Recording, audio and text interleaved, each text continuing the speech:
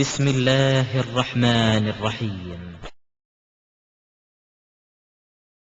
அஸ்ஸலாமு அலைக்கும் வரஹ்மத்துல்லாஹி வபரகாத்துஹு. அன்பிற்குரிய சகோதரர்களே, ஹதீஸ்களை ஒரு ஆய்வு என்ற தலைப்பிலே நாம் முக்கியமான தகவல்களை தெரியவிருக்கிறோம். தமிழகத்திலே ஏகத்துவ சுடர் பரவுவதற்கு முன்னால் மக்களுடைய வணக்க வழிபாடுகள், அவர்கள் கடைபிடித்த சட்டதிட்டங்கள், அவர்கள் செய்து வந்த நல்ல காரியங்கள், இதுவெல்லாம் எப்படி இருந்தது என்று சொன்னால் பெரும்பாலும் மார்க்கத்தில் இல்லாத விஷயங்களாகத்தான் இருந்தது. அதிகமான மக்கள் வழிகேட்டில் இருந்தார்கள். தௌஹீத் வருவதற்கு முன்னால் கொள்கையிலும் சரி, சட்டதிட்டங்களிலும் சரி, வணக்க வழிபாடுகளிலும் சரி, எல்லாவற்றிலும் நபிகள் நாயகம் ஸல்லல்லாஹு அலைஹி அவர்கள் சொல்லாத செய்திகளைத்தான் மக்கள் செய்து கொண்டிருந்தார்கள். மார்க்கம் என்று இல்லாத காரியங்களைத்தான் மக்கள் செய்து கொண்டிருந்தார்கள். இதற்கு என்ன காரணம்? ஒன்று, அவர்கள் குர்ஆன் ஹதீஸை படிக்கவில்லை, முறையாக படிக்கவில்லை. இது ஒரு முக்கியமான காரணம். இன்னொரு காரணம் இருக்கிறது. என்னவென்றால், ஹதீஸை சரியான கோணத்தில் அவர்கள் அணுகவில்லை. நபிகள் நாயகம் ஸல்லல்லாஹு அலைஹி அவர்கள் சொன்னார்கள் என்று ஒரு புத்தகத்தில் இருந்தால் உடனே அதை மக்களுக்கு சொல்லிவிடுவார்கள். அது சரியா, சொன்னவர் யாரு, எப்படிப்பட்டவர், நல்லவர் சொல்லியிருக்காரா, பொய்யர் சொல்லியிருக்காரா, சரியான செய்தியா, பலவீனமான செய்தியா என்றெல்லாம் பார்க்காமல் மக்களுக்கு ஒரு கிதாப்ல இருந்தா போதும், உடனே சொல்லிடுவாங்க. இப்படித்தான் அறிஞர்கள் செய்து வந்தார்கள். ஆனால் மாஷா அல்லாஹ், இன்றைக்கு அந்த நிலை மாறி கொள்கையாக இருந்தாலும், வணக்க வழிபாடுகளாக இருந்தாலும், சட்டதிட்டங்களாக இருந்தாலும், எதுவாக இருந்தாலும் நபிகள் நாயகம் ஸல்லல்லாஹு அலைஹி அவர்கள் சொன்னார்கள் என்று ஒரு ஹதீஸை சொன்னால் இன்றைக்கு மக்கள் எப்படி உருவாக்கப்பட்டிருக்கிறார்கள்? இந்த ஹதீஸ் சரியான ஹதீஸா, நபிகள் நாயகம் சொன்ன ஹதீஸ் தானா என்று கேட்கக்கூடிய வகையில் மக்கள் உருவாக்கப்பட்டிருக்கிறார்கள். தௌஹீதுடைய விளைவு. ஆனாலும் கூட முஸ்லிம் சமுதாயத்தில் இன்றைக்கும் சில அறிஞர்கள் ஆரம்ப காலத்துல பேசின மாதிரி ஹதீஸ்கள்ல சஹீ லைஃப்னு பிரிக்க கூடாது, சரியான செய்தி பலகீனமான செய்தின்னு பிரிக்க கூடாது, அப்படி பிரிப்பது வழிகேடு என்று இன்னைக்கும் கூட சொல்லிக் கொண்டிருக்கிறார்கள். ஆதி காலத்திலையும் சொன்னாங்க. ஆதி காலத்துல 20-25 வருஷத்துக்கு முன்னாடி பாத்தீங்கன்னா ஹதீஸ் கலைனா என்னன்னு தெரியுமா மக்களுக்கு? ஹதீஸ் கலை ஒண்ணு இருக்குன்னு மக்களுக்கு தெரியாது. ஹதீஸ்னா என்னன்னு தெரியும், ஹதீஸ் கலைனா என்னன்னு தெரியாது. அந்த ஹதீஸ் கலையை சொன்ன அறிஞர்கள் பேரு தெரியுமா? அவங்க கஷ்டப்பட்டு வாழ்நாள்ல பெரும்பகுதியை ஒதுக்கி எழுதினாங்களே, அந்த புத்தகமாவது மக்களுக்கு தெரியுமான்னு கேட்டா தெரியாது. ஆனா இன்னைக்கு தான் அந்த அறிஞர்கள் எல்லாம் மக்கள் மத்தியில வருகிறார்கள். அவர்கள் செய்த முயற்சிக்கு இன்றைக்கு தான் பலன்கள் கிடைத்துக் கொண்டிருக்கிறது, மக்கள் மத்தியில பரவி கொண்டிருக்கிறது. ஆனாலும் கூட இன்றைக்கு இணை வைப்பாளர்கள், சுன்னத் ஜமாத், ஐக்கிய சுன்னத் ஜமாத் பேரவை என்ற பெயரிலே இணை வைப்பு கூட்டம், இணை வைப்பை ஆதரிக்கக்கூடிய கூட்டம், கபூர் வழிபாட்டை போதிக்கக்கூடிய கூட்டம் பலகீனமான ஹதீஸை பின்பற்றலாம் என்று சொல்லிக் கொண்டு இருக்கிறது. இந்த மாதிரி நேரத்தில் நம்ம என்ன செய்யணும்? இவங்க சொல்லக்கூடியது சரியா? ஹதீஸ உண்மையிலே நம்ம தரம் பிரிக்கணுமா, அதை தேர்வு செய்யணுமா, எது சரியான வழி என்பதை நாம் தெரிந்து கொள்ள வேண்டும். விளங்காத மக்கள் இருப்பாங்க. பலகீனம் சொன்னா அப்படிலாம் ஹதீஸ்ல பிரிக்க கூடாது அப்படின்னு சொல்லுவாங்க. அப்ப அவர்களுக்கு நாம் விளக்க வேண்டிய ஒரு கடமை இருக்கிறது. இந்த கூட்டத்தை பற்றி நபிகள் நாயகம் ஸல்லல்லாஹு அலைஹி அவர்கள் ஏற்கனவே எச்சரித்தாங்க. இவங்க புதுசு ஆள் கிடையாது. நபிகள் நாயகம் ஸல்லல்லாஹு அலைஹி அவர்களால் ஏற்கனவே எச்சரிக்கப்பட்டவர்கள். சஹீஹ் முஸ்லிம்ல நபிகள் நாயகம் ஸல்லல்லாஹு அலைஹி வஸல்லம் சொல்றதாக ஒரு ஆதாரபூர்வமான ஹதீஸ் இடம்பெறுகிறது. ரசூல் ஸல்லல்லாஹு அலைஹி வஸல்லம் சொல்றாங்க, சயகூனு ஃபீ ஆகிரி உம்மத்தி, என்னுடைய சமுதாயத்தினுடைய இறுதியில் உனாசுன், சில மக்கள் வருவார்கள், யுஹத்தீஸூனக்கும் மாலம் தஸ்மஉ அன்தும் வலா ஆபாவுக்கும், நீங்கள் கேள்விப்படாத ஹதீஸ்களை எல்லாம், செய்திகளை எல்லாம் அவர்கள் சொல்வார்கள், அந்த செய்திகளை நீங்களும் கேட்டிருக்க மாட்டீர்கள். வல ஆபாவுக்கும், உங்களுடைய முன்னோர்களும் கேட்டிருக்க மாட்டார்கள். அப்படிப்பட்ட செய்திகளை என் பெயரால் சொல்வார்கள். ஃபையாக்கும் வையாகும், அவர்கள் விஷயத்தில் நீங்கள் எச்சரிக்கையாக இருந்து கொள்ளுங்கள் என்று ரசூல் ஸல்லல்லாஹு அலைஹி அவர்கள் இவர்களை பத்தி எச்சரிக்கிறாங்க. இன்னைக்கு இவங்க சொல்லக்கூடிய ஹதீஸ்களை பாருங்க, நமக்கு தெரியல அந்த ஹதீஸ்கள். புத்தகத்துல இல்லாத ஹதீஸ்களை எல்லாம் சொல்றான். அப்படி ஒரு ஹதீஸ் இருக்கா என்னன்னே தெரியல, நமக்கும் தெரியல, நம்முடைய முன்னோர்கள் புகாரி இமாமுக்கு தெரியுதா அந்த ஹதீஸ் தெரியல, திருமிதி இமாமுக்கு தெரியுதா தெரியல, நசை இமாமுக்கு தெரியுதா தெரியல. அவங்க தானே முன்னோர்கள், அவங்க தானே சிறந்த முன்னோர்கள். அகமது இமாமுக்கு தெரியுதா தெரியல. அப்போ அகமது இமாம், நசை இமாம், இப்னு மாஜா இமாம், பைஹகி இமாம், ஹாக்கிம் இமாம், இப்படி ஹதீஸை தொகுத்த பல இமாம்கள் நம்முடைய முன்னோர்கள், அவங்களுக்கு தெரியாத நமக்கு தெரியாத புதுசு புதுசா ஹதீஸ்களை எல்லாம் இன்றைக்கு தர்கா வழிபாட்டுக்காரர்கள் சொல்லிக் கொண்டிருக்கிறார்கள். ரசூல் ஸல்லல்லாஹு அலைஹி வஸல்லம் உங்களை எச்சரிக்கிறாங்க, இவங்க விஷயத்தில் எச்சரிக்கையாதீங்க, இவர்கள் சொல்வதை நீங்க ஏற்றுக்கொள்ளாதீங்க அப்படின்னு சொல்றாங்க. இப்ப நம்ம ஹதீஸ் கலைன்னு சொல்றோமே, இந்த ஹதீஸ்களை அல்லாஹ் எப்படி பாதுகாத்திருக்கான்?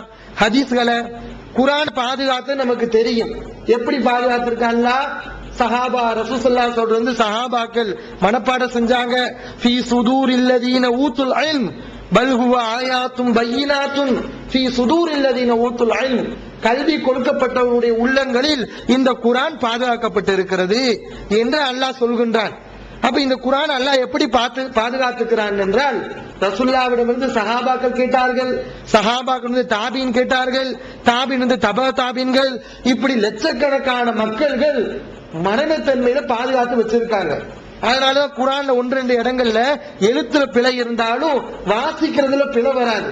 அதுக்கு என்ன காரணம்னா அல்லாஹ் மனசுல பாதுகாத்து வச்சிருக்கான். குர்ஆன்ல இன்னைக்கு யாருமே இடைச்சொற்கள் செய்ய முடியாது, செய்ய இயலாது. அந்த மாதிரி அல்லாஹ் குர்ஆனை பாதுகாத்திருக்கிறான். ஹதீஸ்களும் பாதுகாக்கப்பட்டு இருக்கிறது. அதற்கும் அல்லாஹ் அங்கீகாரம் தருகின்றான். திருமறை குர்ஆன்ல அல்லாஹ் சொல்லி காட்டுகிறான். நமக்கெல்லாம் என்ன தெரியும்?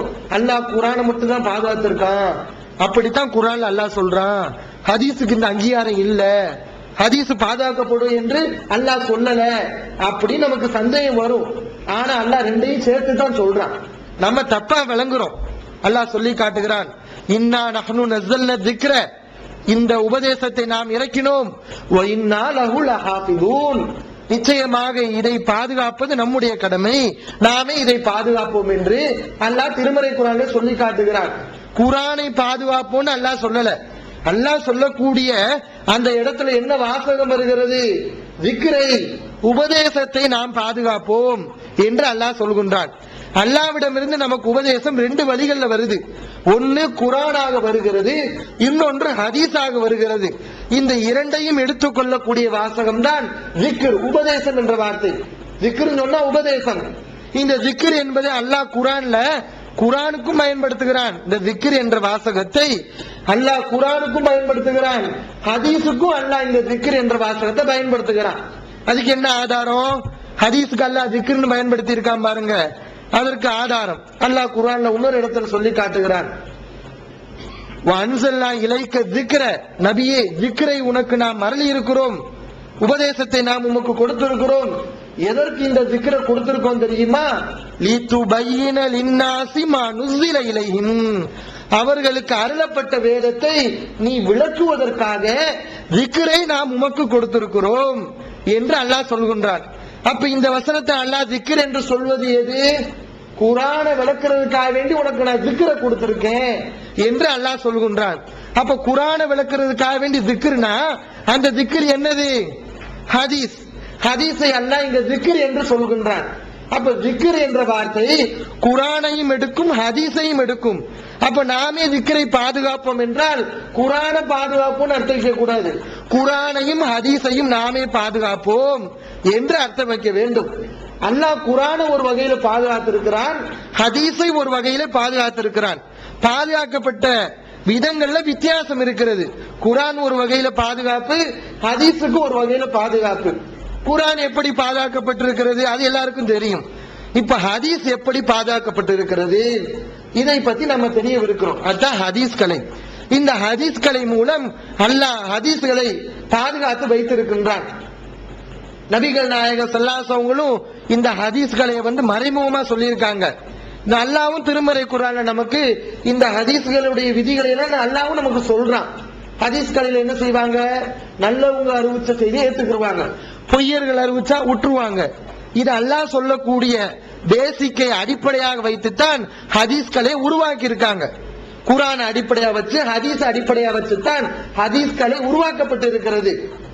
பார்க்கிறோம் நபிகள் அல்லாஹ் திருமறை குர்ஆன்ல சொல்லி காட்டுகிறான், யா அய்யுஹல்லதீன ஆமனு, ஈமான் கொண்டவர்களே, இன் ஜாக்கும் ஃபாஸிகுன் பினபஇன், ஒரு பாவி, ஒரு போக்கிரி, ஒரு குற்றவாளி உங்களிடத்தில் ஒரு தகவலை, ஒரு செய்தியை கொண்டு வந்தால் ஃபதபய்யனு, நீங்க குற்றவாளி கொண்டு வந்த செய்தி ஏத்துக்கிற கூடாது, அதை நீங்கள் தெளிவாக ஆராய வேண்டும் என்று அல்லாஹ் குர்ஆன்ல சொல்லி காட்டுகிறான். இதத்தான் ஹதீஸ்களில செயல்படுத்துறாங்க. நல்லவங்க அறிவிச்சா ஏத்துக்கிடுவாங்க, ஆட்சேபனை இல்ல.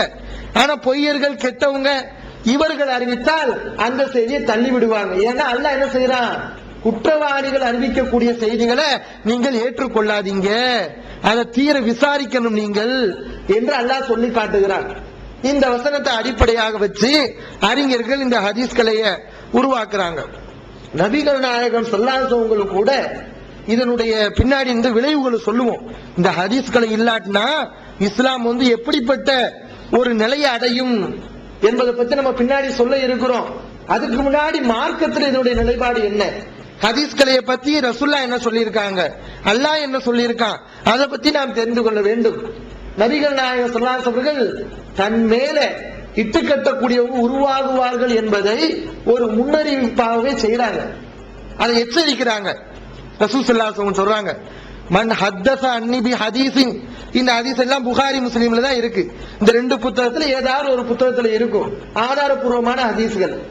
மன் ஹத்தஸ அன்னி பி ஹதீஸின் யுரா அன்னஹு கதிபுன், பொய் என்று கருதப்படக்கூடிய ஒரு ஹதீஸை யார் என் பெயரால் அறிவிக்கிறாரோ ஃபஹுவ அஹதுல் காதிபீன், அவரும் பொய்யர்களில் ஒருவர் என்று ரசூல் ஸல்லல்லாஹு அலைஹி வஸல்லம் சொல்றாங்க. பார்த்தா தெரியுது நபிகள் நாயகம் சொல்லி இருக்க மாட்டாங்கன்னு சொல்லி, அதை அறிவிக்கக்கூடிய ஆட்களை பார்த்தா தெரியுது எல்லாம் ஃப்ராடா இருக்குது, எல்லாம் கள்ள தப்பு செய்யறவங்களா இருக்கிறாங்க. இப்படி இருக்கும்போது இதுல பொய்ன்னு தெரிஞ்சு போயிரும். இந்த செய்திகளை ஒருவர் எடுத்து சொன்னால் எடுத்து சொல்லக்கூடியவர் பொய்யர் ஆயிடுவாரு என்று ரசூல் ஸல்லல்லாஹு அலைஹி வஸல்லம் சொல்றாங்க. நம்ம என்ன பேச முடியாது, அவர் தானே பொய்யரு, நான் பொய்யரா, அவர் சொல்ற செய்தி நான் எடுத்து சொன்னேன், ஆனா நான் எப்படி பொய்யராக அப்படின்னு சொல்ல முடியாது. நபிகள் நாயகம் ஸல்லல்லாஹு அலைஹி வஸல்லம் சொல்றாங்க, அவர் பொய்யர்னு உனக்கு தெரியுதுல, அவன் கெட்டவன்னு தெரியுதுல, அவன் அறிவிக்கக்கூடிய செய்தியை நீ அறிவிச்சா அவன் என்ன காரியத்தை செஞ்சானோ அந்த காரியத்தை நீ செஞ்ச மாதிரி, நீ பொய் சொன்ன மாதிரி தான், நீ பொய்யன் தான், என் மேல குற்றம் சொன்ன ஒரு பாவத்துக்கு நீ ஆளாகுவ என்று ரசூல் ஸல்லல்லாஹு அலைஹி வஸல்லம் எச்சரிக்கிறாங்க. இன்னும் நபிகள் நாயகம் ஸல்லல்லாஹு அலைஹி வஸல்லம் சொல்றாங்க, கஃபாபில் மர்இ கதிபன், ஒரு பொய் சொல்வதற்கு போதுமாகும், ஐயு ஹத்திஸ பி குல்லி மா சமிய, தான் கேள்விப்படுவதை எல்லாம் சொல்லுவது அவர் பொய்யர் என்பதற்கு போதுமானதாகும் என்று ரசூல் ஸல்லல்லாஹு அலைஹி வஸல்லம் சொல்றாங்க. இந்த ஹதீஸ் சஹீஹ் முஸ்லிம்ல இடம்பெறுது. பொய்யருங்கிறது பெரிய அளவுகள் வேண்டாமா, காதுல உழுகுறதை எல்லாம் சொல்லிட்டாருன்னு வச்சுக்கோங்களேன், அவருக்கு பொய்யர்னு பட்டம் கொடுத்துடலாம். காதுல உழக்கூடிய செய்திகள் என்ன செய்யணும், அதை ஆராயணும். இது சரியான தகவலா பொய்யான தகவலா நம்ம ஆராயணும், ஆராய்ஞ்சு சொல்லணும். தனக்கு எதெல்லாம் சொல்றாங்கள மக்கள் அதையெல்லாம் சொல்லிடுறது. இப்படி செய்தால் அவன் பொய்யர்களில் ஒருவன். அப்ப பொய் ரசுல்லா மேல பொய் சொல்றதுன்னா, ரசுல்லா சொல்லலன்னு எனக்கு தெரிஞ்சு நான் பொய் சொல்றேன் பாத்தீங்களா, நானும் பொய்யன் தான், இப்படி செய்தாலும் பொய்யன் தான், நான் சொன்னதை நீங்க நம்பி நான் பொய்யன்னு தெரிஞ்சதுக்கு பின்னாடியும், நான் சொல்லக்கூடிய செய்தி பலகீனம்னு தெரிஞ்சதுக்கு பின்னாடியும் நீங்க சொன்னா நீங்களும் நானும் சமம். நாம எல்லா பேரும் என்னது பொய் சொன்ன குற்றத்துக்கு ஆளாகி விடுவோம் என்று ரசூல் ஸல்லல்லாஹு அலைஹி வஸல்லம் எச்சரிக்கிறாங்க. நபிகள் நாயகம் ஸல்லல்லாஹு அலைஹி வஸல்லம் பேரால பொய் சொல்றது எவ்வளவு பெரிய பாவம், ரசூல் அதை எச்சரித்து சொல்றாங்க. பாருங்க, இன்ன கதிபன் அலைய லைஸ கதிபின் அலா அஹதின், என் மீது பொய் சொல்வது மற்றவங்க மேல பொய் சொல்ற மாதிரி இல்ல, மற்றவங்க மீது பொய் சொல்வது போல என் மீது பொய் சொல்வது எடுத்துக்கொள்ளப்பட மாட்டாது. அடுத்தவங்க மேல பொய் சொல்றதே பெரிய பாவம், ஆனா என் மேல பொய் சொல்றது அதை விட பெரிய பாவம் என்று ரசூல் ஸல்லல்லாஹு அலைஹி வஸல்லம் சொல்லிட்டு சொல்றாங்க, மன் கதப அலைய முத்தஅம்மிதன், என் மீது யார் வேண்டுமனே பொய் சொல்றானோ ஃபல்யதபவ்வ மக்அதஹு மினன் நார், அவன் தன்னுடைய இருப்பிடத்தை நரகத்தில் ஆக்கிக் கொள்ளட்டும் என்று ரசூல் ஸல்லல்லாஹு அலைஹி வஸல்லம் எச்சரிக்கிறாங்க. அப்ப ரசூல்லா மேல பொய் சொன்னதுக்கு என்ன தண்டனை, அவன் நரகத்துக்கு போவான் என்று ரசூல் ஸல்லல்லாஹு அலைஹி வஸல்லம் சொல்றாங்க. அப்ப ஹதீஸ் ஒண்ணு வருதுன்னு சொன்னா அது நல்ல செய்தியா, சொல்லக்கூடிய ஆட்கள் சரியா என்று பார்க்காம புத்தகத்துல இருக்கு, நூல்ல இருக்கு, அந்த புக்ல இருக்கு, இந்த புக்ல இருக்கு, அரபியில பார்த்தாச்சு, அதனால ஹதீஸ் வெளிவந்து விட்டது. தவறான வாதங்களும் தக்க பதில்களும். சகோதரர் PJ அவர்கள் உரையாற்றிய ரமலான் மாத தொடர் சொற்பொழிவு. மறைவான ஞானம் அல்லாஹ்வை தவிர வேறு யாருக்கும் உண்டா? சத்தியம் எது, அசத்தியம் எது? இறந்தவர்களால் செவியேற்க முடியுமா? நபிமார்களுக்கு இறைவன் வழங்கியதையன்றி வேறு ஏதும் மறைவான ஞானங்கள் உண்டா? தர்கா, தரீகா வழிபாடுகள் சரியா? மனிதன் கடவுளாகி விட முடியுமா? தவறான கொள்கையில் இருப்பவர்களின் வாதங்களுக்கு குர்ஆன் ஹதீஸ் அடிப்படையில் அடுக்கடுக்கான தெளிவான சான்றுகளுடன் தக்க பதில்கள் 5 டிவிடிக்களாக விலை ரூபாய் 150 மட்டுமே. கிடைக்கும் இடம் TNTJ வீடியோ விஷன், நம்பர் 30, அரண்மனைக்காரன் தெரு, மண்ணடி, சென்னை 1, செல் 9500168989. திருக்குர்ஆன் தமிழாக்கம் பி ஜெய்னலாபிதீன். அனைவருக்கும் புரியும் எளிய நடை. தேவைப்படும் வசனங்களுக்கு தெளிவான விளக்கங்கள். கலை சொற்களின் விளக்கங்கள். திருக்குர்ஆன் எவ்வாறு அருளப்பட்டது, எவ்வாறு தொகுக்கப்பட்டது என்பது குறித்து முழுமையான விளக்கம். நபிகள் நாயகம் ஸல்லல்லாஹு அலைஹி வஸல்லம் காலம் முதல் இன்று வரை குர்ஆன் பாதுகாக்கப்பட்ட வரலாறு. திருக்குர்ஆன் இறைவனின் வார்த்தைகள் என்பதற்கான அடுக்கடுக்கான ஆதாரங்கள். முந்தைய பதிப்புகளை விட மெருகூட்டப்பட்ட செய்திகள், கூடுதலான பக்கங்கள், அழகிய வடிவமைப்பு, உயர்தரமான பைண்டிங். விலை ரூபாய் 300 மட்டுமே. வெளியீடு மூன் பப்ளிகேஷன், நம்பர் 83/3, முதல் வாடி, மூர்தரு, Mannadi, Chennai 1. Phone 65690810. TNTJ video vision, எண் 30, அரண்மனைக்காரன் தெரு, மண்ணடி, சென்னை 1, செல் 9500168989. இப்படி சொன்னாங்கன்னா அப்படி சொல்லக்கூடிய ஆலிம்சாக்களும் அதை கேட்டு மக்களுக்கு சொல்லக்கூடிய மக்களும் அல்லாஹ்வின் தூதர் மீது பொய் சொன்ன குற்றத்துக்கு ஆளாகுவார்கள். ரசூல் ஸல்லல்லாஹு அலைஹி வஸல்லம் எச்சரிக்கிறாங்க. இன்னும் பார்க்கிறோம், இந்த ஹதீஸ்களுடைய அவசியத்தை தெரிகிறதுக்கு ஒரு ஹதீஸை நம்ம எடுத்துக்கொள்ளலாம். நபி ஸல்லல்லாஹு அலைஹி வஸல்லம் ஹஸ்ஸானை பார்த்து சொல்றாங்க, அந்த மக்கத்து காஃபிர்கள் ரசூலுல்லாஹ் மேல அவதூறு பரப்புறாங்க. எப்படி அவதூறு பரப்புறாங்க? மார்க்க விஷயத்துல இல்ல, அவங்க மேல அவங்க சூனியக்காரவங்க, அவருக்கு மூளை குழம்பி போச்சு, இவர் பைத்தியக்காரரு, இந்த மாதிரி அவங்க அவதூறு பரப்புறாங்க. இது மார்க்க விஷயம் சம்பந்தப்பட்டது கிடையாது. அப்ப ரசூல் ஸல்லல்லாஹு அலைஹி வஸல்லம் ஹஸ்ஸானை கூப்பிட்டு சொல்றாங்க, யா ஹஸ்ஸான் அஜீபன் ரசூலில்லாஹ், ஹஸ்ஸானே ரசூலுல்லாஹ்வுக்கு நீ பதில கொடு. அல்லாஹ்வுடைய தூதரை பத்தி இப்படிலாம் அவதூறு பேசுறான். உலக விஷயம் சம்பந்தமாக மார்க்கம் அதில் சம்பந்தப்படாவிட்டாலும் ஒரு பொய் சொன்ன குற்றத்துக்காக வேண்டி அந்த பொய்க்கு நீ பதில் கொடு என்று ஹஸ்ஸானை பார்த்து ரசூல் ஸல்லல்லாஹு அலைஹி வஸல்லம் சொல்றாங்க. இதுல இருந்து நம்ம பெற வேண்டிய விஷயம் என்னன்னா, மார்க்கம் சம்பந்தப்படாம, ஹலால் ஹராம் சம்பந்தப்படாம ஒரு தனிப்பட்ட முறையில நபிகள் நாயகம் ஸல்லல்லாஹு அலைஹி அவர்கள் மேல ஒரு பொய்யான செய்தியை சொல்லும் போது நபி ஸல்லல்லாஹு அலைஹி வஸல்லம் என்ன செய்யறாங்க? சும்மா இருக்க சொல்லல, அதுக்கு மறுப்பு கொடு, அந்த பொய்ய அழி, அது தவறு என்பதை நிறுவி என்று ஹஸ்ஸானுக்கு கட்டளை போடுறாங்க. அப்ப ஹலால் ஹராம் சம்பந்தமா ஒருவன் இட்டு கட்டுகிறான், மார்க்கம் சம்பந்தமா ரசூலுல்லாஹ் சொல்லாத செய்தியை ஒருவன் சொல்கின்றான். அப்ப நம்ம வாயை பத்திட்டு சும்மா இருக்கலாமா? எனக்கு என்ன அமைதியா இருக்கலாமா? அதிகம் முஸ்தி எடுக்க வேண்டும், அதிகம் முயற்சி எடுக்க வேண்டும். ரசூல் ஸல்லல்லாஹு அலைஹி வஸல்லம் ஹதீஸ்ல இருந்து இந்த மாதிரி பல ஹதீஸ்களை அடிப்படையாக வைத்து அறிஞர்கள் இந்த ஹதீஸ்களை உருவாக்குறாங்க. இந்த ஹதீஸ்களை எப்ப உருவாக்கப்படுகிறது? சஹாபாக்களுடைய காலத்துல இல்ல, சஹாபாக்கள் காலத்துல ஹதீஸ்களை உருவாக்கப்படல. தாபீன்கள், தப தாபீன்கள் இவருடைய காலத்துலதான் உருவாக்கப்படுது, ஒரு தேவைக்காக வேண்டி. ஏன்னா சஹாபாக்கள் காலத்துல யாருமே பொய் சொல்ல, சஹாபாக்கள் யாருமே பொய் சொல்லல.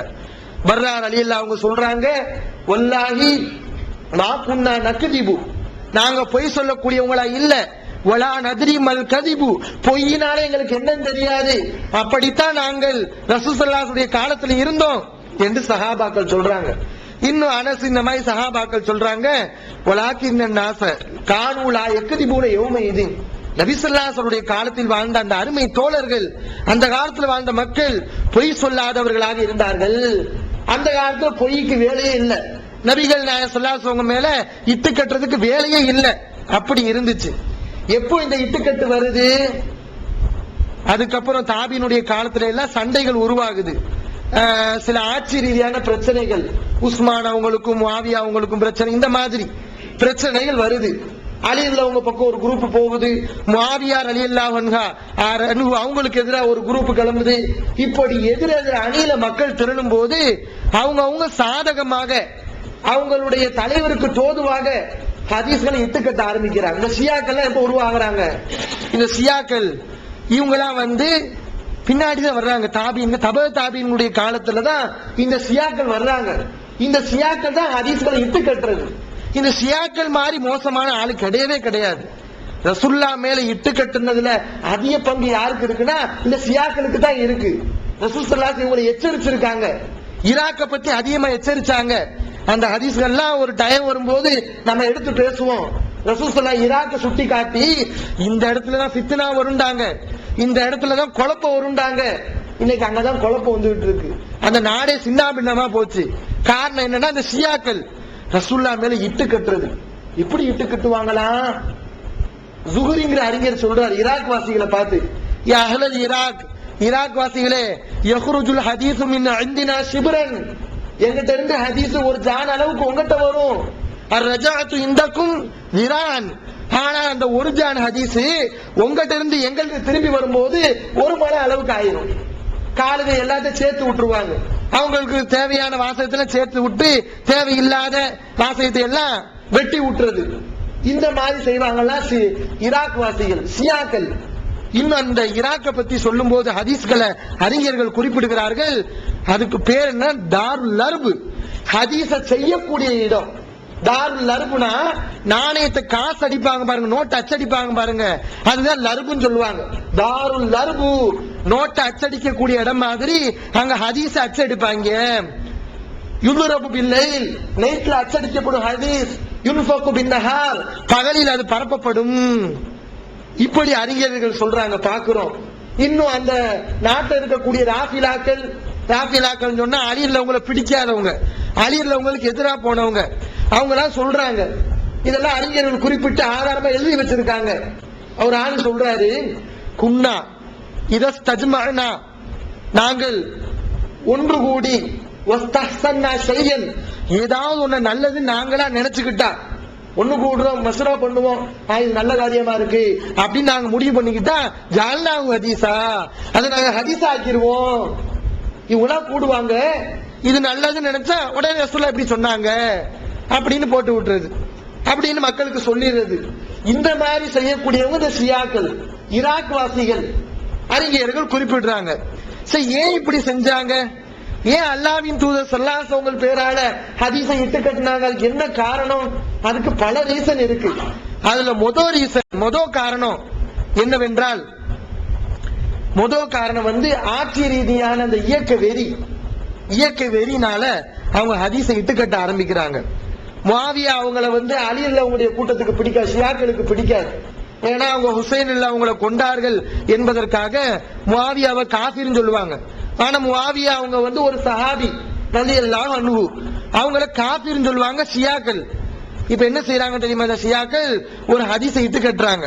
எப்படின்னு பாருங்க, ரசூலுல்லாஹ் சொல்றதா, இதா ராய்தும் முஆவியத அலா மெம்பரி, என்னுடைய மெம்பரிலே நீங்கள் முஆவியாவை பார்த்தால் ஃபக்துலு, முஆவியாவை கொண்டு விடுங்கள் அப்படின்னு ரசூலுல்லாஹ் சொன்னாங்களா. முஆவியாவை கொல்லணும்னு சொல்லி இப்படி ஹதீஸை இட்டு கட்டினாங்க ஷியாக்கள். இப்படி முஆவியாவுக்கு எதிராக ஹதீஸை இட்டு கட்டுறது. ஏன்னா வெறி, அலி அவங்க மேல அளவு கடந்து அந்த ஒரு வெறினால அவங்களுக்கு எதிராக யார் வந்தாங்களோ அவங்களை எல்லாம் காஃபிர்னு சொல்றது. ரசூலுல்லாஹ் அப்படி சொல்லவே இல்லை முஆவியா அவங்க நல்ல ஆட்கள் தான். ஆனாலும் அவரை கொல்லணும்னு சொல்லி ரசூலுல்லாஹ் சொன்னதா ஷியாக்கள் இட்டு கட்டி இருக்காங்க. அதுமா அலி அவங்கள வரம்பு கடந்து புகழுவாங்க. அந்த மாதிரி செய்திகள். அந்நதுரு இலா வஜ்ஹி அலியின் இபாதத்துன், அலியுடைய முகத்தை பார்க்கிறது இபாதத்து. அலி அவங்களை அப்படி பார்த்துக்கிட்டே இருந்தா வணக்கமாயிருமா. இப்படி ஹதீஸை இட்டு கட்டுறது. அலியும் ஹைருல் பஷர், அலிதான் மக்களிலேயே சிறந்தவர். இதெல்லாம் இட்டு கட்டுறது யாரு? ஷியாக்கள். அலிதான் மக்களிலேயே சிறந்தவர். மன் ஷக்க ஃபீஹி ஃபக்கத் கஃபர, இதுல யார் லேசா கூட சந்தேகப்படுறாரோ அவர் காஃபிர் ஆயிருவாரு. சந்தேகம் கூட படக்கூடாது. அலி அந்த அளவுக்கு மக்கள்ல ரசூல் ஸல்லல்லாஹு அலைஹி வஸல்லம் விட மத்த எல்லா சஹாபாக்களை விட அலி அவங்க தான் ஃபர்ஸ்ட் அப்படி நினைக்கணுமா? சந்தேகப்பட்டா நீ காஃபிரு அப்படின்லாம் ஹதீஸை இட்டு கட்டுறாங்க. இந்த மாதிரி இயக்க வெறி காரணமாக இருந்த இது ஒரு காரணம்.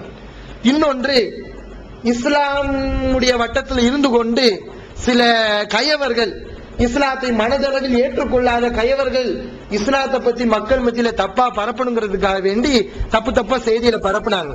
இஸ்லாத்தை பாக்குறாங்க, அவ்வளவு அழகான மார்க்கமா இருக்கு, குர்ஆனை பார்த்தா அவ்வளவு அழகான மார்க்கமா இருக்கு, குர்ஆன்ல 2 வசனத்தை சேர்க்க முடியுமா? சேர்க்க முடியாது.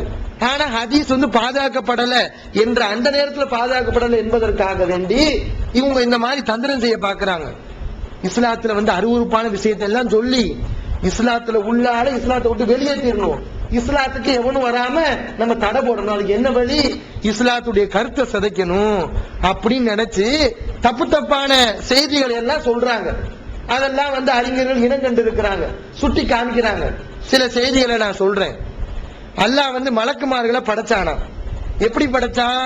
தன்னுடைய நெஞ்சு முடிய புடுங்கி, கையில உள்ள முடிய புடுங்கி அல்லாஹ் மலக்குமார்களை படைச்சான். இந்த மாதிரி அறிவுக்கு பொருந்தாத அசிங்கமான வார்த்தைகளை எல்லாம் போட்டு சொல்றது. இதை படிக்கக்கூடிய என்ன செய்வான்? என்ன ஒரு மூட நம்பிக்கையா இருக்கு, அறிவிக்க பொருந்தாம இருக்கு, அசிங்கமாவுல இருக்கு என்றெல்லாம் மக்கள் நினைக்க வேண்டும் என்பதற்காக இவர்கள் இப்படி செய்தார்கள். இன்னும் அல்லாஹ் நோயாளி ஆக்கிட்டாங்க. இன்னல்லா ஹஸ்தகத் ஐனாஹு, அல்லாஹ்வுக்கு கண்ணு வலி வந்துச்சான். அல்லாஹ்வுக்கு என்ன வந்துச்சான்? கண்ணு வலி வந்துச்சான். ஆனத்துகுல் மலாயிகா, அல்லாஹ் நோய் விசாரிக்க மலக்குமார்கள் போனாங்க. பாருங்க, அல்லாஹ்வுக்கு கண்ணு வலி, அல்லாஹ் நோயாளி, அந்த நோயாளியை விசாரிக்கிறது யாரு? மலக்குமார்கள். இப்படி ரசூலுல்லாஹ் சொன்னதா ஹதீஸ எழுதி வச்சிருக்காங்க. அல்லாஹ் எப்படி உருவானா? நம்ம எல்லாம் மண்ணில இருந்து உருவானோம், அப்படிதான் உருவானோம். அல்லாஹ் எப்படி உருவானா? அதுக்கு ஒரு கட்டுக்கதை.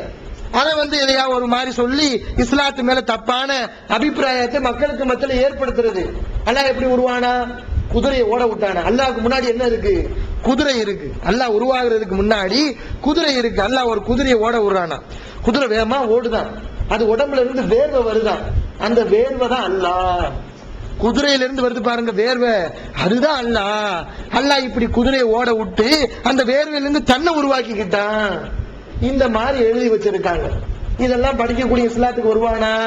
சரி, நீ சைல பிரிக்க கூடாதுன்னு சொல்றீல, இதை நீ சொல்லு பாப்போம். பயான்ல நீ என்ன தெருமுனை பிரச்சாரங்கள் போடணும், அங்க எல்லாத்தையும் இதை சொல்லணும். அல்லாஹ் இப்படித்தான் உருவானா அப்படின்னு சொல்லணும். அல்லாஹ்வுக்கு கண்ணு வலி வந்துச்சு, மெட்ராஸ் அல்லாஹ்வுக்கு வந்துச்சு, அல்லாஹ் நோய் விசாரிக்க மலக்குமார்கள் எல்லாம் போனாங்க அப்படின்னு நீ பயான்ல சொல்லு.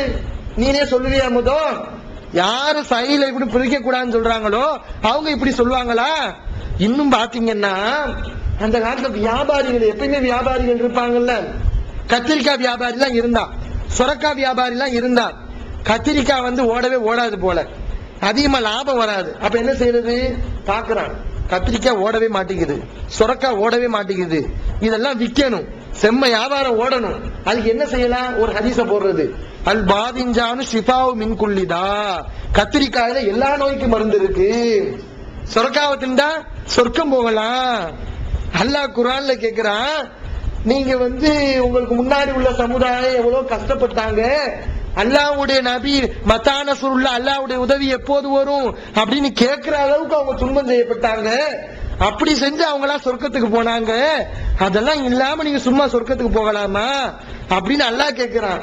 இவன் ஹதீஸ சொல்றான், சொரக்கா திண்டா சொர்க்கம் போயிடலாம் சொல்லி. அவ்வளவு லேசா சொர்க்கத்தை அவளை அற்பமா நினைச்சுட்டான். என்னன்னா வியாபாரம் ஓடுறது இல்ல, அதனால சொரக்கா பேரால கத்திரிக்காய் பேரால ஹதீஸ இட்டு கட்டிடுறது. இன்னும் பாக்குறோம், இந்த என்னதான் இருந்தாலும் நம்ம குர்ஆனை சொன்னாலும் சில பேர் இருப்பாங்க, அவங்களுக்கு என்னன்னு சொன்னா தப்ப செஞ்சுக்கிட்டே இருக்கணும், அப்படி சில எண்ணத்துல இருப்பாங்க. அந்த மாதிரி ஆட்கள் ஒரு ஹதீஸ இட்டு கட்டுறான் பாருங்க. எப்படிப்பட்ட ஹதீஸ் பாருங்க. வன் நதுரு இலல் மர்அத்தில் ஹஸனா யஸீது ஃபில் பஸரி, அழகான பெண்ணை பார்ப்பது கண்ணுக்கு பவரை கொடுக்கும், கண்ணுக்கு அது சக்தியை கொடுக்கும் அப்படின்னு இட்டு கட்டி வச்சிருக்கான். ரசூலுல்லாஹ் சொன்னாங்களா, அழகான பெண்ணை பார்க்கலாம், பாத்தீங்கன்னா கண்ணாடி போட வேண்டியது இல்ல, கண்ணுக்கு நல்ல பவர் இருக்கு. இப்படி செய்தியை பார்க்கிறோம். இத பள்ளிவாசல்ல சொல்லுவியா நீ? பெண்கள் பள்ளிவாசலுக்கு வரக்கூடாது நீ சொல்லிட்டு இருக்க. ரசூலுல்லாஹ்வுடைய ஒரு சுன்னத்தை ஹயாத்தாக்க மறுக்கிற நீ பள்ளிவாசல்ல சொல்லு. சும்மாவே கூடாதுன்னு சொல்லியே பாத்தீங்கன்னா மக்கள் அந்த மாதிரி போய்கிட்டு இருக்காங்க, பெண்கள் பக்கம் பார்த்துக்கிட்டே இருக்கிறாங்க. இது மார்க்கத்துல வலியுறுத்தி சொல்லப்பட்ட விஷயம், கண்ணுக்கு பவர் இதுலதான் இருக்கு அப்படின்னு சொல்லிட்டா சமுதாயம் நாசமா போயிடும். அப்ப இந்த மாதிரி சொல்ல முடியுமா? ரசூலுல்லாஹ் பேரால சொல்லி இருக்காங்க. அப்ப இந்த மாதிரி செய்திகளை எல்லாம் சொல்றாங்க. யாரு சொன்னது? இஸ்லாத்தை பத்தி தப்பா மக்கள் மத்தியில எடுத்து வைக்கணும். அதுக்கு என்ன வழி? இந்த மாதிரி அருவருக்கத்தக்க விஷயங்களை எல்லாம் சொல்லி இஸ்லாத்தை பத்தி மக்கள் மத்தியில தப்பான எண்ணத்தை ஏற்படுத்தணும் என்று கயவர்கள் செஞ்சாங்க. ஈகத்துவம் ஓரிரை கொள்கையை விளக்கும் ஒப்பற்ற மாத இதழ் PJ MI சுலைமான் ஷம்சுல்லுஹா இன்னும் பல சிறந்த அறிஞர்களின் கருத்து கருவூலங்கள் இன்னும் பல சிறந்த அம்சங்களுடன் வெளிவரும் ஏகத்துவம் இதழை படித்து உங்கள் மார்க்க அறிவை வளர்த்துக் கொள்ளுங்கள். ஆண்டு சந்தா உள்நாடு 100 ரூபாய், வெளிநாடு 400 ரூபாய், தனி இதழ் 9 ரூபாய். உங்கள் டிராப்ட்களை ஏகத்துவம் இலக்கம் 30 அரண்மனைக்காரன் தெரு மண்ணடி சென்னை 1 என்ற முகவரிக்கு அனுப்பி வையுங்கள். மகளிருக்கு வழிகாட்டும் மாத இதழ் தீன்குல பெண்மணி தமிழ்நாடு தவ்ஹீத் ஜமாத்தின் மேற்பார்வையில் முஸ்லிம் பெண்களுக்கான இல்லற கடமைகள், மருத்துவ பகுதி, சிறுவர் பகுதி, திருமண தகவல் பகுதி, ஹதீஸ் திறனாய்வு போட்டி மற்றும் பல சுவையான அம்சங்களுடன் வெளிவரும் முஸ்லிம் பெண்களுக்கான முழுமையான மாத இதழ் தீன்குல பெண்மணி. ஆண்டு சந்தா உள்நாடு 100 ரூபாய், வெளிநாடு 400 ரூபாய், தனி இதழ் 9 ரூபாய். உங்கள் MODDகளை எடுத்து அனுப்ப வேண்டிய முகவரி தீன்குல பெண்மணி, நம்பர் 30, அரண்மனைக்காரன் தெரு, மண்ணடி, சென்னை 1. இஸ்லாத்தை குர்ஆன் மற்றும் ஹதீஸ் வாயிலாக அறிந்திட அழகிய இணையதளமான onlinepj.com என்ற இணையதளத்திலிருந்து எடுக்கப்பட்ட இஸ்லாம், அரசியல் மற்றும் சமூக கேள்விகளுக்கான பதில்களின் ஒரு தொகுப்பு. கொள்கை விளக்கம், தொழுகை, நோன்பு, ஜக்காத், ஹஜ், அரசியல் மற்றும் பொதுவான பதில்கள் உள்ளிட்ட சுமார் 300 கேள்விகளுக்கான பதில்கள் அடங்கிய இந்த புத்தகத்தின் விலை ரூபாய் 150 மட்டுமே. தமிழ்நாடு தவ்ஹீத் ஜமாத்தின் புதிய வெளியீடு, மாதம் ஒரு பிரசுரம், கட்டுரைகளின் தொகுப்பு, விலை ரூபாய் 120 மட்டும். கிடைக்கும் இடம் TNTJ வீடியோ விஷன், எண் 30, அரண்மனைக்காரன் தெரு, மண்ணடி, சென்னை 1. செல் 9500168989. இது ஒரு காரணம். இன்னொரு ஒரு காரணம் இருக்கிறது. என்னன்னு சொன்னா மதுஹப் வெறி. மதுஹப் பின்னாடி வருதுல, அபு ஹனீஃபா வந்தோடனே மதுஹப்பும் சேர்ந்து வருது. அவர் மதுஹப் எல்லாம் உருவாக்கல, அவர் குர்ஆனை தான் சொன்னார். ஆனா அதுக்கு பின்னாடி வந்தவங்க என்ன செய்யறாங்கன்னா மதுஹப் போடுறாங்க. ஷாஃபி மதுஹப், அபு ஹனீஃபா மதுஹப் அப்படின்னு பிரிக்கிறாங்க. இந்த மதுஹப் வெறி இருக்கு பாருங்க, இதுவும் ஒரு காரணமாக இருந்தது ஹதீஸை இட்டு கட்டுவதற்கு, ரசூலுல்லாஹ் சொல்லாத ஹதீஸை சொல்றதுக்கு. பாக்குறோம் ஒரு அநியாயமா படுபாவி பயலுக எப்படி எல்லாம் ஹதீஸை இட்டு கட்டி இருக்காங்க. யார் மேல இட்டு கட்டி இருக்காங்க பாருங்க. ரசூலுல்லாஹ் சொல்றதா ஒரு ஹதீஸை சொல்றான். யகூனு ஃபீ உம்மத்தி ரஜுலுன் யுகாலு லஹு முஹம்மது பின் இத்ரீஸ். என்னுடைய சமுதாயத்தில் ஒரு ஆள் வருவார், அவருக்கு பேர் முஹம்மது பின் இத்ரீஸ். அவர் பேர் என்னது? முஹம்மது பின் இத்ரீஸ். முஹம்மது பின் இத்ரீஸ்னா யாருங்க? யார் அவரு? ஷாஃபி இமாம். ஷாஃபி இமாமுடைய பேர் முஹம்மது பின் இத்ரீஸ். முஹம்மது பின் இத்ரீஸ் ஷாஃபி என்ற ஒருவர் சமுதாயத்தில் வருவாரு. அலர்ரு அலா உம்மத்தி மின் இப்லீஸ். அவர் இப்லீஸை விட மோசமானவர். அல்லாஹ் பாதுகாக்கணும். ஒரு குர்ஆனுக்காக வேண்டி பாடுபட்ட அந்த ஒரு இமாம பத்தி சொல்றான் ஹனஃபி மதுஹப்காரன். எப்படி ஹதீஸை இட்டு கட்டுறான்? இந்த ஷாஃபி இப்லீஸை விட மோசமான ஆளு, இப்லீஸை விட பயங்கரமான ஆளு அப்படின்னு சொல்லிட்டு அதுக்கப்புறம் அவங்க இமாம புகழ்றது. எப்படி புகழ்றாங்க? யகூனு ஃபீ உம்மத்தி ரஜுலுன். என்னுடைய சமுதாயத்தில் இன்னொரு ஆள் வருவாரு, யுகாலு லஹு அபு ஹனீஃபா. அவருக்கு பேரு அபு ஹனீஃபா. ஹுவ சிராஜு உம்மத்தி. அவர் தான் என்னுடைய சமுதாயத்துடைய விளக்கு, கலங்கர விளக்கு. அபு ஹனீஃபா ஒளி விளக்கான். ஷாஃபி இமாம் சைத்தானோட மோசமானவரா. இப்படி செய்தி எழுதி வச்சிருக்காங்க. இத நீ சொல்லு. நீ ஹனஃபி மதுஹபை ஏற்றுக்கொண்டிருக்கக்கூடிய நீங்க சொல்லுங்க. முதல் ஷாஃபி இமாம் சைத்தானோட மோசமான ஆளுன்னு. சைத்தானோட மோசமான ஆளு ஒரு ஆள் இருக்காங்கன்னா, சைத்தான் தான் எல்லா பேரோட மோசமானவன். ஆனா பாக்குறோம் சைத்தானோட மோசமான ஆளு ஷாஃபி அப்படின்னு எழுதி வச்சிருக்காங்க. புகார்ல நிறைய ஹதீஸ்கள் வருது. எப்படி வருது? தொழுகையில நம்ம ருக்கு போகும்போது கையை உயர்த்தணும், ருக்குல இருந்து எந்திரிச்சுட்டா கையை உயர்த்தணும் அப்படிங்கிறதுக்கு பல ஆதாரபூர்வமா நல்ல ஹதீஸ்கள் புகாரில இருக்கு. ஆனா ஹனஃபி மதுஹப்காரங்க என்ன செய்வாங்க? அவங்க கையெல்லாம் உயர்த்த மாட்டாங்க, சும்மா தான் கட்டுவாங்க. சும்மா ருக்கு போவாங்க, எந்திரிப்பாங்க, கையை உயர்த்துறதெல்லாம் கிடையாது. ஹதீஸை ஃபாலோ பண்ண மாட்டாங்க. இப்ப இந்த ஹனஃபி மதுஹப்காரன் பாக்குறான், அவனுக்கு வெறி பிடிச்சிருக்கு. ஷாஃபி மதுஹபோட இந்த ஹனஃபி மதுஹப்காரனுக்கு வெறி பயங்கரமா இருக்கும். அவன் பாக்குறான், இப்படி கையை உயர்த்தணும்னு ஹதீஸ் இருக்கு, நம்ம கையை உயர்த்தாம இருக்கிறோம், அதுக்கு ஏதாவது ஒரு ஹதீஸை உருவாக்கணுமே. அவனா ஒரு ஹதீஸை உருவாக்குறான். மன் ரஃபஅ யதைஹி ஃபி ஸலாத்தி ஃபலா ஸலாத்த லஹு. யார் தொழுகையில கையை உயர்த்துறானோ அவனுக்கு தொழுகையே கிடையாது. அவன் தொழுகை ஏத்துக்கிறப்படாது இப்படின்னு ஹதீஸ போடுறான். அப்ப இதெல்லாம் என்ன காரணம்? மதுஹபு வெறி. பாருங்க, ஒரு மதுஹபு வெறி, இந்த மதுஹபு மாயையில விழுந்தவங்க எந்த அளவுக்கு போறாங்க. அல்லாஹ்வை மதிக்காம, ரசூலுல்லாஹ்வை மதிக்காம, ரசூலுல்லாஹ்வுடைய ஹதீஸை தள்ளுறதுக்குரிய வேலைகளை செய்ய ஆரம்பிச்சிடுறாங்க. அது மாதிரி மொழி வெறி. இந்த பார்சிக்காரனுக்கும் அரபிக்காரனுக்கும் அடிக்கடி சண்டை வரும். என்ன சண்டைன்னா இந்த மொழி சண்டை. அரபிக்காரன் தான் மொழி தான் சிறந்ததுன்னு சொல்லிக்கிறான், பார்சிக்காரன் தான் மொழி தான் சிறந்ததுன்னு சொல்லிக்கிறான். பார்சிக்காரன் என்ன செஞ்சான் தெரியுமா? இவங்களுக்கு ரசூலுல்லாஹ் சொன்னாங்கன்னு ஒரு ஹதீஸை போடணும், அப்பதான் இந்த அரபிக்காரங்க சும்மா இருப்பாங்க அப்படின்னு சொல்லிட்டு ஒரு ஹதீஸை உருவாக்குறான். அவனா உருவாக்குறான், ரசூலுல்லாஹ் சொன்னதா. இன்னல்லாஹ இதா கலிப, அல்லாஹ் கோபமா இருக்கும் போது அன்சலல் வஹ்ய பில் அரபியத்தி, வஹிய வந்து அரபி மொழியில இறக்கி வைப்பானா கோபமா இருக்கும் போது. இதா ரலிய, அல்லாஹ் சந்தோஷமா இருந்தா அன்சலல் வஹ்ய பில் ஃபாரிசியத்தி, வஹிய ஃபாரிசி மொழியில இறக்கி வைப்பான் அப்படின்னு ஒரு ஹதீஸை உருவாக்குறான். அரபிக்காரன் பாக்குறான், என்னடா இவன் எப்படி ஹதீஸ்ல சொல்றான், உனக்கு பதிலா நான் ஒரு ஹதீஸ போறேன்னு சொல்லிட்டு பாருங்க எப்படி பகடைக்காய மாத்துறான்னு சொல்லிட்டு அவன் அதே அப்படி மாத்தி போறான். இன்னல்லாஹ இதா கலிப அன்சலல் வஹிய பில் அரபியத்தி பில் ஃபாரிசியத்தி, அல்லாஹ் கோபமா இருக்கும் போது வஹிய வந்து பார்சி மொழியில இறக்குவான். இதா ரலிய, சந்தோஷமா இருக்கும் போது அன்சலல் வஹிய பில் அரபியத்தி, வஹிய எல்லாம் அரபி மொழியில இறக்கிடுவான். இவன் போட்டிக்கு. அப்ப பாரு, இவங்க மொழி வெறிக்காக வேண்டி எதை பகடக்காய ஆக்குறான், ரசூல் ஸல்லல்லாஹு அலைஹி வஸல்லம் பகடக்காய ஆக்குறான். எல்லா அரபிகளும் கிடையாது, அரபிகள்ல முட்டாள்கள், அறிவியினர்கள். அவங்க இந்த மாதிரி பாத்தீங்கன்னா பதிலுக்கு பதில் ஹதீஸ வச்சு விளையாடிட்டு இருக்கிறது. அப்ப இந்த மாதிரி மொழி வெறி, இனவெறி, இது ஒரு காரணமாக இருந்தது. அடுத்து ஒரு காரணம், நல்ல எண்ணம் இருக்கும் ஆனா செயல் தப்பு. சில பேர் என்ன செய்வாங்கன்னா, அவங்களுக்கு என்னத்தை பாத்தீங்கன்னா நம்ம மக்களுக்கு நல்ல உபதேசங்களை சொல்லணும், நல்ல செய்திகளை சொல்லணும் அப்படிங்கிறது எண்ணம். அப்படி இருந்தாங்க, நல்ல தொழுகையாளியா இருப்பாங்க, எல்லாம் இருப்பாங்க. மக்களுக்கு நல்ல செய்தியை சொல்லணுங்கிறதுக்காண்டி அவங்களா ரசூலுல்லாஹ் சொன்னதாக ஹதீஸ்களை உருவாக்கிக்கிடுவாங்க, புதுசு புதுசா உருவாக்கிக்கிடுவாங்க அவங்களா. இப்படி சில கூட்டம் இருந்துச்சு. அவங்க நோக்கம் வந்து மக்களுக்கு நேரான வழியை காட்டணுங்கிறது.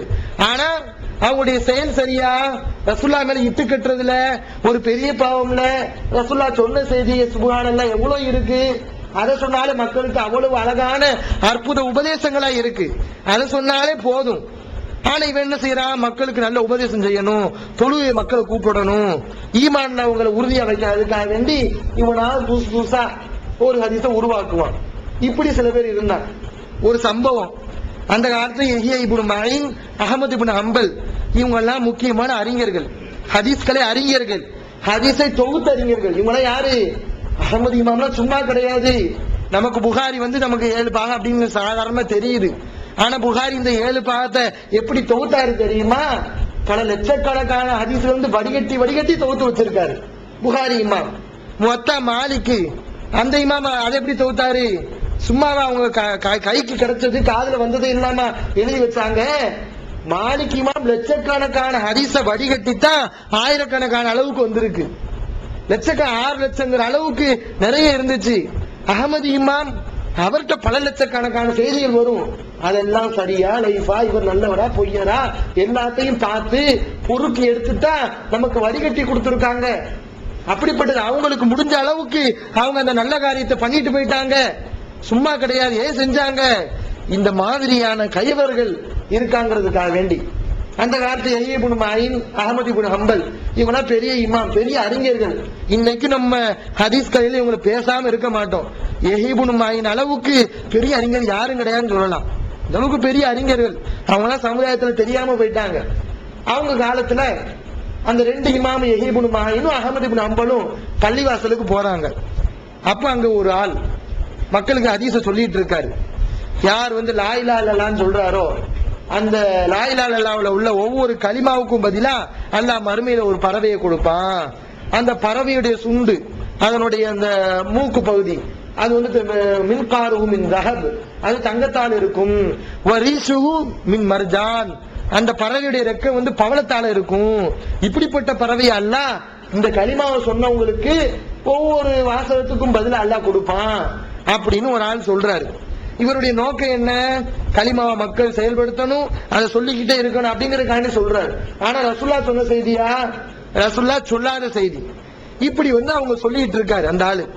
இப்ப இந்த 2 இமாமும் பாக்குறாங்க, என்னடா அகமது இமாம் 30,000 ஹதீஸ் கிட்ட தொகுத்து வச்சிருக்காரு. அவ்வளவு ஹதீஸ் 30,000 ஹதீஸ தொகுத்து வச்சிருக்காரு அகமது இமாம். அவர் வச்சிருந்த ஹதீஸ் எவ்வளவு இருக்குன்னு பாத்துக்கோங்க. யஹ்யா இப்னு மாயின் பெரிய அறிஞர், அவரும் பல ஹதீஸ தொகுத்து வச்சிருக்காரு.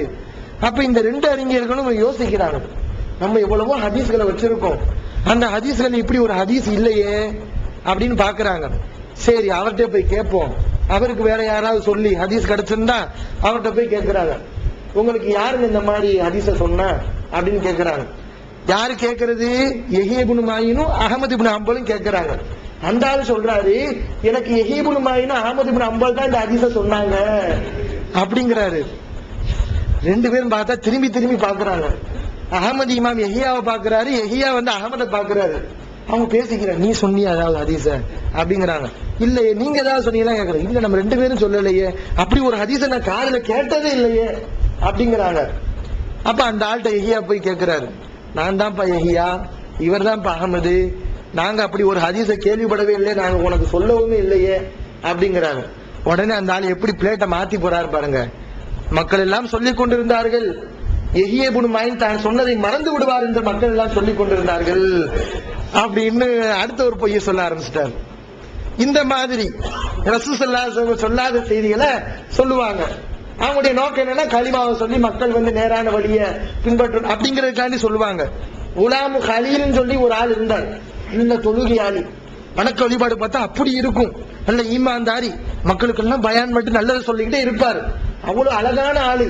ஆனா அந்த ஆளு சொல்றாரு, வலனாஹா, நான் சில ஹதீஸ்களை ரசூலுல்லாஹ் சொல்லாத செய்திகளை சொன்னேன், எதுக்கு நான் ஒரு அக்திபு பிஹா குலூபல் ஆம்மா, பொதுமக்களுடைய உள்ளத்துக்கு ஒரு இலகுவை ஏற்படுத்தணும், அவங்களுடைய உள்ளத்தை சரி செய்யணுங்கிறதுக்காக வேண்டி நான் ரசூலுல்லாஹ் சொல்லாத செய்தியை நானா சொன்னேன் அப்படின்னு சொல்லுவாங்க. இது என்னன்னா அவங்களுடைய தப்பான எண்ணம். என்ன நினைச்சாங்கன்னா, நம்ம நல்லதுக்காக வேண்டி ரசூலுல்லாஹ் சொல்லாத நம்ம சொல்லலாம் அப்படின்னு நினைச்சுக்கிட்டு இப்படி சில கூட்டங்கள் இருந்துச்சு. இது ஒரு காரணம். இன்னொரு காரணம் இருக்கிறது, இந்த புலவர்கள் சொல்லுவாங்க. இந்த காலத்துல புலவர்களே இல்லாம போயிட்டாங்க. ஆனா அதுக்கு பதிலா அமைச்சர்கள்ங்கிற பேர் மாறி போச்சு. புலவர்கள் பதிலா அமைச்சர்களா பேர் மாறி போச்சு. அந்த காலத்துல புலவர்கள் இருந்தாங்க. புலவருடைய வேலை என்ன சொன்னா, புழுகிக்கிட்டே இருக்கிறது, பொய் சொல்லிக்கிட்டே இருக்கிறது. இதுதான் அவங்களுடைய பணி. எல்லா ஒவ்வொரு நாட்டுல உள்ள அந்த அரசன் போய் அவனை பத்தி புகழ்றது, அவன் செய்யாதெல்லாம் சொல்றது. எதுக்குன்னு சொன்னா அவன் காசை கறக்கணுங்கிறதுக்காக வேண்டி புகழ்ந்து அள்ளி கொடுத்துருவான். அதுக்காக வேண்டி அவங்க செஞ்சுக்கிட்டு இருந்தாங்க. மஹதி என்று ஒரு இமாம் இருந்தார். அவர் ஒரு ஆட்சியாளர். அவர் ஆட்சியாளராக இருக்கிறார். ரியாஸ் பின் இப்ராஹிம் அப்படிங்கிறவர் ஒரு ஆளு. அவர் ஹதீஸ் அறிவிக்கக்கூடிய ஆளு, பொய்யர். இவர் என்ன செய்யறாருன்னா, இந்த இமாம பத்தி புழுகிறதுக்காண்டி வர்றாரு. அவரை பத்தி வரம்பு கடந்து புகழ்றதுக்காக வேண்டி வர்றாரு, இல்லாத பொல்லாதெல்லாம் சொல்றதுக்காக வேண்டி. அந்த இமாம் என்ன செய்யறாருன்னா, கையில பறவையை வச்சு விளையாடிட்டு இருக்காரு. ஆனா ஒரு ஹதீஸ் இருக்கு, லா சபக்க இல்லா ஃபி நஸ்லின் அவ் ஹாஃபிரின். போட்டி என்பது அம்புல போட்டி வைக்கலாம், அது மாதிரி ஹாஃபிரின், இந்த கால் குழம்பு உள்ள ஒட்டகம், ஆடு, மாடு, குதிரை, இதுகள்ல போட்டி வைக்கலாம் என்று ரசூலுல்லாஹ் சொல்றதா ஒரு ஹதீஸ் இருக்கு. அப்ப இந்த ஹதீஸ அந்த ஆளு சொல்லிட்டு, இந்த அரசர் எதை வச்சு விளையாடிட்டு இருக்காரு? புறா வச்சு விளையாடிட்டு இருக்காரு. இப்ப இந்த அரசரை புகழணுங்கிறதுக்காக வேண்டி அவுஃபி ஜனாஹின், ரெக்கை உள்ளதுல என்ன செய்யலாம், போட்டி வைக்கலாம் அப்படின்னு சொல்றாரு. இந்த அரசனுக்கு தெரிஞ்சு போயிருது, இந்த ஆள் நமக்காக வேண்டிதான் இந்த ஹதீஸ சொல்லியிருக்காருன்னு சொல்லி அவர் இறையச்சம் உள்ள ஆளா இருந்திருக்காரு. அந்த ஆளை கண்டிக்கிற, நீ பெரிய பொய்யன் அப்படின்னு சொல்லிட்டு அந்த புறாவை அறுத்துறாரு. இதனாலதானே ஒரு ஹதீஸை இட்டு கட்டின படுபாவி இந்த புறாவை வேண்டாம் சொல்லி புறாவை அறுத்துறாரு அந்த அரசர். அப்ப இந்த மாதிரி ஒரு அரசனை புகழணுங்கிறதுக்காக வேண்டி, அவன்கிட்ட காசை பறிக்கணுங்கிறதுக்காக வேண்டி இப்படி இட்டு கட்டினாங்க. புதுசு புதுசா ஹதீஸ சொல்லணும், மக்களுக்கு அல்ல, புதுசு புதுசா சொன்னா மக்களுடைய கவனம் இருக்கும் அப்படிங்கிறதுக்காக வேண்டி எல்லாம் ஹதீஸ்களை இல்லாத பொல்லாத செய்திகள் ரசூலுல்லாஹ்வுடைய பேரால சொன்னாங்க. அப்ப அறிஞர்கள் பாக்குறாங்க, பெரிய டேஞ்சரா போச்சு. ரசூலுல்லாஹ் சொல்லாதெல்லாம் சொல்லிட்டு இருக்க அகமது இமாம்லாம் ரொம்ப நெருக்கத்துல வாழ்றாங்க. மாலிக் இமாம் யாரு? அவங்கள தாபியீன்கள், சஹாபாக்களை சந்திச்சவங்க, அந்த படித்தரத்துல வர்றாங்க. அப்பயே அவங்க சுதாரிக்கிறாங்க, பரவாயில்ல, இப்படி இருக்க கூடாது, ரசூலுல்லாஹ்வுடைய ஹதீஸை நம்ம பாதுகாக்கணும் அப்படின்னு சொல்லி அறிஞர்கள் இந்த தரம் பிரிக்கிறாங்க. இந்த நிபந்தனைகள் எல்லாம் பார்த்தோம்னா அப்படியே கோர்ட்டில் பாதுகாக்கப்பட வேண்டிய ஒவ்வொரு விஷயங்களா இருக்குது. அவ்வளவு பாத்தீங்கன்னா ஒரு நீதிபதி இன்னைக்குள்ள ஒரு வக்கீல் கூட அந்த மாதிரி நிபந்தனையில போட முடியாது. ஆனா நம்முடைய அறிஞர்கள் அவ்வளவு அழகா போட்டிருக்காங்க. மூளை குழம்பியவரா எப்ப மூளை குழம்புனாருன்னு பாரு.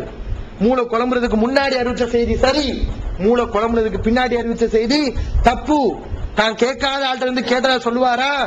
அவருடைய செய்தியை ரிஜெக்ட் பண்ணு, பொய்யருடைய செய்தி எல்லாம் ரிஜெக்ட் செய்யு. அது மாதிரி இவ தான் ஒரு ஆள்கிட்ட கேட்டிருக்க மாட்டாரு, ஆனா சொன்னாருன்னு சொல்லுவார். டிஎன்டிஜே வீடியோ விஷனின் புதிய வெளியீடு. வழிகற்ற கொள்கைகள் வகி அல்லாதவற்றை பின்பற்றலாமா, இமாம்களை பின்பற்றலாமா, சகாபாக்களை பின்பற்றலாமா, இஜ்மா கியாஸ் மார்க்க ஆதாரமாகுமா? இது போன்ற முக்கிய தலைப்புகளில் பிரச்சாரங்களுக்கான 1 மாத பயிற்சி வகுப்பில் சகோதரர் பிஜே அவர்கள் நடத்திய வழிகெட்ட கொள்கைகள் என்ற தலைப்பிலான உரையின் முழு தொகுப்பு 3 DVD, விலை ரூபாய் 90 மட்டுமே. கூறிய செலவு தனி. கிடைக்கும் இடம் டிஎன்டிஜே வீடியோ விஷன், எண் 30, அரண்மனைக்காரன் தெரு, மண்ணடி, சென்னை 1. செல் 9500168989. வெளிவந்துவிட்டது இஸ்லாம் கூறும் குடும்பவியல் ரமலான் மாதம் தொடர் சொற்பொழிவு 5 DVDகளாக விலை ரூபாய் 150 மட்டுமே. கூறிய செலவு தனி. கிடைக்கும் இடம் டிஎன்டிஜே வீடியோ விஷன், நம்பர் 30, அரண்மனைக்காரன் தெரு, மண்ணடி, சென்னை 1. இப்ப உதாரணமா இவர்கிட்ட நான் கேட்டிருக்க மாட்டேன், யூசுப் பாய்ட்ட நான் கேட்டிருக்க மாட்டேன். நான் ஹதீஸ் எப்படி சொல்லுவேன்? நான் யூசுப் பாயிடத்தில் கேட்டேன் அப்படின்னு சொல்லணும். ஆனா சில பேருடைய பழக்கம் இருக்கும், யூசுப் பாய் சொன்னார் அப்படின்னு சொல்லுவாங்க. இப்படி சொன்னா நான் கேட்டேங்கிறதுக்கு ஆதாரம் இதுல இருக்கா? இல்ல. அப்ப இந்த மாதிரி அறிவிச்சாங்கன்னா அவங்க நான் கேட்டேன் என்ற வாசகத்தை தெளிவாக சொல்லணும். இந்த மாதிரி அறிவுபூர்வமாக ரொம்ப உன்னதமான சட்டதிட்டங்களை எல்லாம், வழிமுறைகளை எல்லாம் அறிஞர்கள் ஹதீஸ்களை என்று நமக்கு தொகுத்து இந்த பொய்யான செய்திகள் எல்லாவற்றையும் அப்படியே புறந்தள்ளினாங்க. பல நிபந்தனையில போட்டாங்க. குர்ஆனுக்கு முரண்படக்கூடாது அந்த ஹதீஸ் நிபந்தனையில போட்டாங்க. இப்படி எல்லா நிபந்தனைகளா வச்சு இன்றைக்கு ஹதீஸ்கள் பாதுகாக்கப்பட்டிருக்கிறது. குர்ஆனுடைய பல வசனங்களுக்கு விளக்கமாக அல்லாஹ்வுடைய தூதருடைய சொல்லை பாதுகாத்த அறிஞர்கள் நமக்கு கொடுத்திருக்காங்க. இன்னைக்கு அவ்வளவு குர்ஆன் உருவாயிருக்காங்க. அதுக்கு என்ன காரணம்? ஏன் அவங்க உருவாகுனாங்க? குர்ஆன் மட்டும் போது சொல்றாங்களே, அந்த கூட்டம் உருவாகிறதுக்கு என்ன காரணம்? இவங்க தான் காரணம். யாரு? ரசூலுல்லா சஹீஹ் பிரிக்க கூடாது, ஒரு ஹதீஸ் புத்தகத்துல இருந்தா அதை சொல்லலாம், அது ரசூலுல்லா சொன்னதுதான் அப்படின்னு சொன்னாங்க பாருங்க. இவங்க தான் காரணம். ஒழுங்கா சஹீஹ் பிரிச்சு குர்ஆனுக்கு விளக்கமாகக்கூடிய ஹதீஸ்களை எடுத்து, நல்ல கருத்துள்ள ஹதீஸ்களை எடுத்து, அறிவிப்பாளர் தொடர தரம் பிரிச்சு மக்களுக்கு சொல்லி இருந்தா இவன் ஹதீஸ் வேண்டாம்னு சொல்லுவானா? சொல்ல மாட்டான். ஏன் அப்படி போனா? அறிஞர்கள் திருமிதி இமாம் பாத்தீங்கன்னா அவங்க எழுதக்கூடிய புத்தகத்திலே நீங்க பார்க்கலாம். முன்னாடி அந்த ஹதீஸை குறிப்பிடும் போதே பாத்தீங்கன்னா அதுக்கு கீழே அந்த ஹதீஸுடைய தரம் என்ன அதை சொல்லுவாங்க. பைஹகி இமாம் அதனுடைய தரம் என்ன சொல்லுவாங்க. ஹதீஸ் கலைக்குன்னு சொல்லி சுயீத் இமாம்ல தனித்தனி புத்தகங்களை போட்டிருக்காங்க. இப்னு ஹஜர் பெரும் அறிஞர்கள் எல்லா பேரும் இந்த ஹதீஸ்களை அடிப்படையா வச்சுதான் மார்க்க சட்ட திட்டங்களை எல்லாம் மக்களுக்கு போதிச்சிருக்காங்க. அப்போ ஹதீஸ் மேல மக்களுக்கு தப்பான என்ன வரக்கூடாதுன்னா இந்த ஹதீஸ் கலையை ஒழுங்கா செஞ்சா போதும். அது ஒழுங்கா நம்ம கடைபிடிச்சு மக்களுக்கு உபதேசம் செஞ்சா போதும். ஹதீஸ் மேல அவ்வளவு ஆர்வம் ஒரு மக்களுக்கு.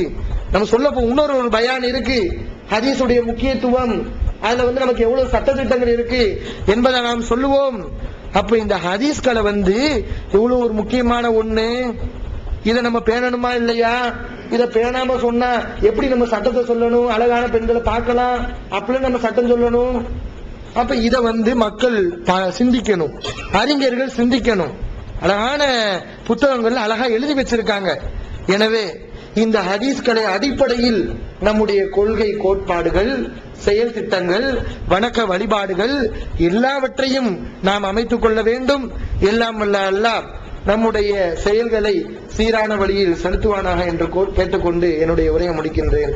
வாஹிர் தஅவானா அல்ஹம்துலில்லாஹி ரப்பில் ஆலமீன். அஸ்ஸலாமு தமிழ்நாடு தௌஹீத் ஜமாஅத்தின் ஆதரவற்றோர் இல்லம் இறைவனுக்கு செய்ய வேண்டிய கடமைகளுக்கு அடுத்தபடியாக பெற்றோரை பேணுவது பற்றி இஸ்லாம் அதிகமாக வலியுறுத்துகிறது. பெற்றோரை பேணாதவர்கள் மறுமையில் வெற்றி பெற முடியாது என்று இஸ்லாம் அறிவுறுத்துகிறது. ஆயினும் இஸ்லாத்தின் இந்த கட்டளையை சில முஸ்லிம்கள் அலட்சியம் செய்து பெற்றோரை வீட்டை விட்டு விரட்டுகின்றனர், பெற்றோரை பிச்சைக்காரர்களாக மாற்றுகின்றனர். இந்த அவல நிலைக்கு பரிகாரம் காணும் வகையில் முதியோர் ஆதரவு இல்லத்தை தமிழ்நாடு தௌஹீத் ஜமாஅத் நடத்துகிறது. தாயன்புடன் உணவு, உடை, மருத்துவம் உள்ளிட்ட 24 மணி நேரமும் செவிலியருடன் கூடிய பராமரிப்பு மற்றும் தனி ஆம்புலன்ஸ் வசதி இவை அனைத்தும் முற்றிலும் இலவசமாக செய்து தரப்படுகிறது. அனாதைகளை அரவணைப்பவரும் நானும் சொர்க்கத்தில் இணைந்திருப்போம் என்ற நபிகள் நாயகம் ஸல்லல்லாஹு அலைஹி வஸல்லம் அவர்களின் அமுத மொழியை ஏற்று அனாதைகளை அரவணைக்கும் இல்லமும் தமிழ்நாடு தௌஹீத் ஜமாஅத் நடத்தி வருகிறது. இப்பணியை தொடர்ந்து செய்திட உங்கள் நன்கொடைகளையும் ஜகாத்தையும் தாராளமாக வாரி வழங்குமாறு கேட்டுக்கொள்கிறோம். உங்களது நன்கொடைகளை டிடியாகவோ செக்காகவோ மணி ஆர்டராகவோ அனுப்பலாம். டிடி அனுப்புபவர்கள் தமிழ்நாடு தௌஹீத் ஜமாஅத் வங்கி கணக்கு எண் 7882748227 இந்தியன் வங்கி மண்ணடி கிளை என்ற பெயரில் எடுத்து அனுப்ப வேண்டிய முகவரி தமிழ்நாடு தௌஹீத் ஜமாஅத் மாநில தலைமையகம் 30 அரண்மனைக்காரன் தெரு மண்ணடி சென்னை 1. போன் 044252152226. Allah